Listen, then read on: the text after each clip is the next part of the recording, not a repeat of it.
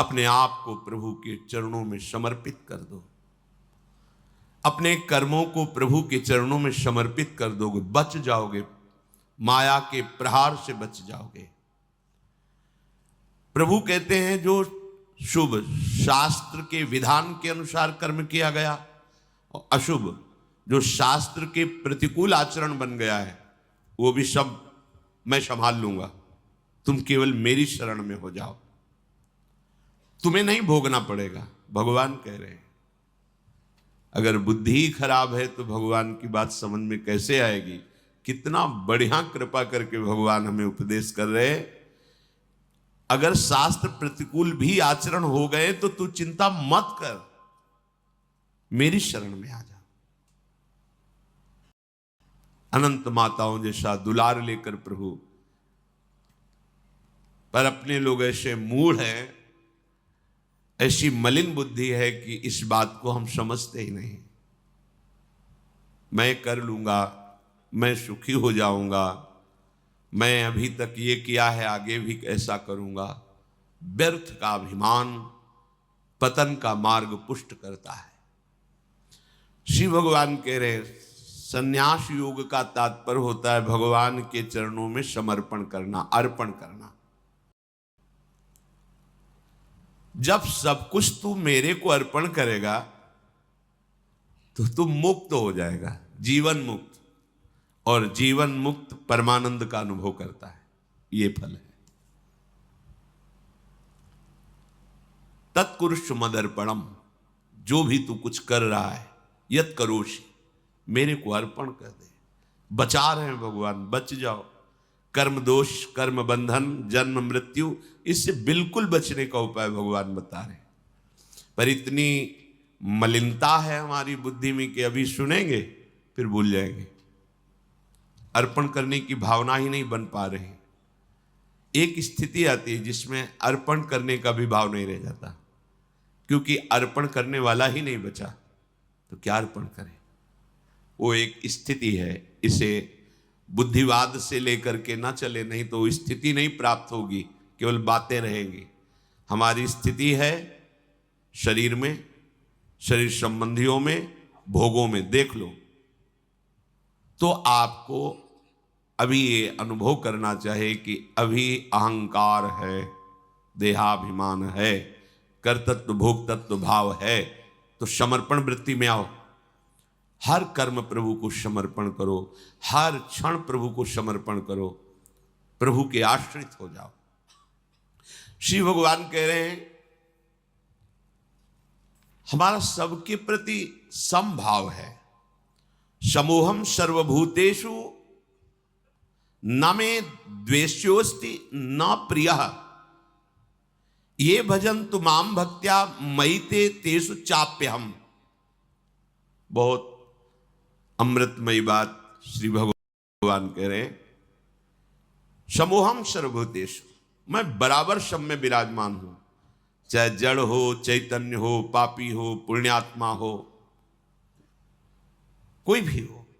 विद्या विनय संपन्ने ब्राह्मणे गविहस्तनी स्वनीचय सुपाके चा पंडिता समदर्शिना। जो भगवान का भजन करते हैं तो भगवान का प्रभाव स्वभाव उतरता है, वही उनका स्वभाव हो जाता है। जैसे भगवान समदर्शी, ऐसे भगवान का भक्त समदर्शी हो जाता है। निरपेक्षम मुनिम शांतम निर्वैरम समदर्शिना।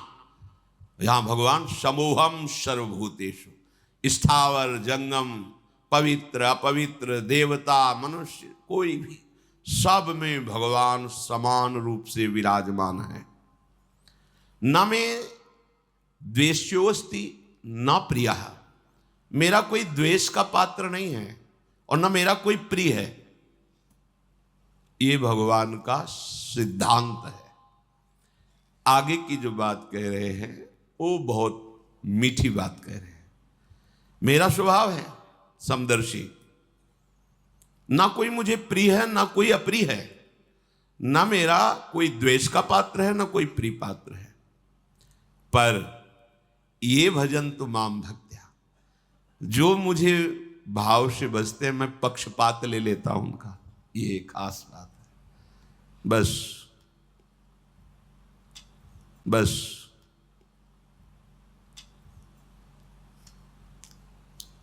इसी बात से हम जीत गए।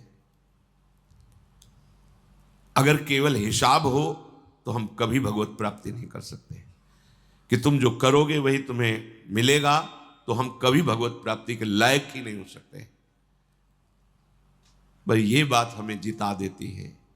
ये भजन्तु माम भक्त्या मयि ते तेषु चाप्यहम्, मैं उनमें प्रकाशित हो जाता हूं और वो मेरे में प्रकाशित, जो मुझे प्रेम से भजता है।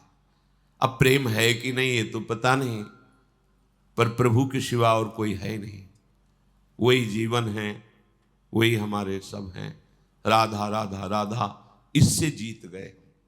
अगर हमारे हिसाब में देखा जाए तो ऐसा कोई तप सृष्टि में नहीं है जो भगवान को खरीद सके, ऐसा कोई सिद्धांत नहीं जो भगवान को अधीन कर सके।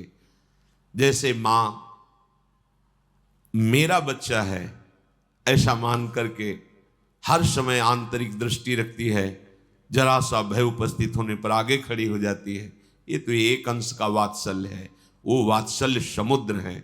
बस इसी बात से हम जीत गए। नहीं तो भगवान जब अपने स्वभाव में हो तो हम कभी भगवत प्राप्ति नहीं कर सकते।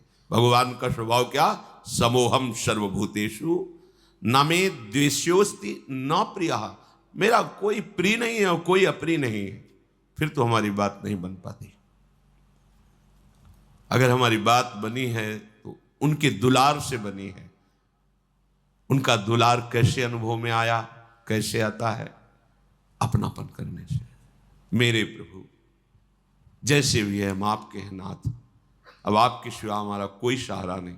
और ये बात जब वाणी से हृदय में उतर जाती है तो फिर जो चमत्कार जीवन में होता है वो किसी और साधन से नहीं होता है। मृत्यु से बचने के लिए बड़े बड़े उपाय किए जाते हैं।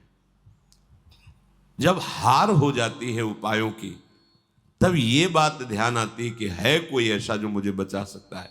नहीं, जीव का ऐसा स्वभाव बन गया है कि वो पहले भगवान की शरण होता ही नहीं है।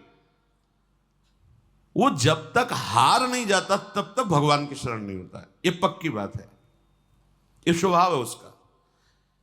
आखिरी दम तक वो तिनके का भी सहारा लेने की कोशिश करेगा। जब तिनके का भी सहारा नहीं रह जाता तब वो हारे को हरिनाम, तब वो सहारा लेता है। अगर पहले ही ले ले तो हारना ना पड़े, उसे विपत्तियों का सामना ना करना पड़े। एक बार देवताओं ने देखा कि युद्ध में जितने असुर मारे जाते हैं, दैत्य, उन सबको भगवान शुक्राचार्य जी के पास संजीवनी विद्या है। विद्या का प्रयोग किया, तत्काल जीवित हस्त पुष्ट। भगवान बृहस्पति जी के पास ये विद्या नहीं। जितने देवता मारे जाते वो अंग भंग वैसी स्थिति में रहते, मृत तो मृत। भगवान बृहस्पति जी के पास ये विद्या थी नहीं, भगवान शुक्राचार्य जी के पास। देवताओं ने बृहस्पति जी को अपना गुरु माना और दैत्यों ने शुक्राचार्य जी को गुरु माना। अपने गुरुदेव की कहीं भी लघुता मन में भी नहीं आनी चाहिए। इसलिए देवताओं ने कभी बृहस्पति जी से ये प्रार्थना भी नहीं की कि आप संजीवनी विद्या सीख लीजिए, हम लोगों को जिलाने, कभी प्रार्थना नहीं की। गुरु महिमा है।